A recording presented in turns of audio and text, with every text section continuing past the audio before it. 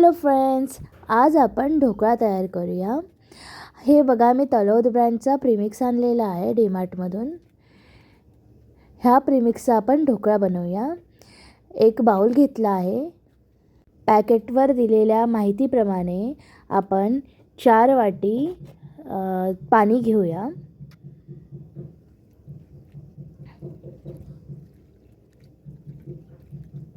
आणि 3 चमच तेल घ्यायचं। त्याप्रमाणे मी 1 उभळी तेल घेतलेलं आहे। माझी उभळी मोठी आहे।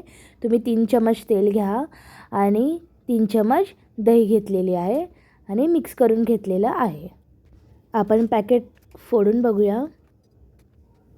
हे बघा, एकदम फाईन पावडर बनवलेली आहे। आपण वाटीने मोजून घेऊया पावडर। किती? 4 वाट्या प्रीमिक्स आहे, म्हणजे 4 वाटी पाणी तर 4 वाटे प्रीमिक्स बरोबर झालेलं आहे। मिक्स करून घेऊया व्यवस्थित।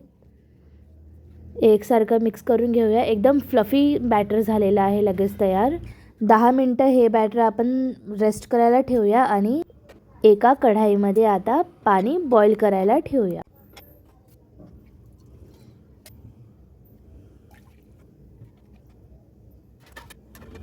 दहा मिनटं पाणी आपण उकळून घेऊया। तोपर्यंत आपण एका भांड्याला संपूर्ण तेल लावून घेऊया। आपलं बॅटर पुन्हा मिक्स करून घेऊया। 10 मिनटं झालेले आहेत। बॅटर एकदम व्यवस्थित मिक्स झालेलं आहे।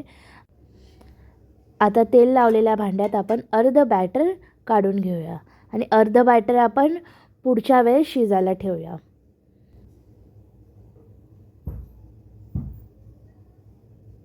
व्यवस्थित भांडं टॅप करून ठेवायचं आहे। आपलं पाणी उकळलेलं आहे।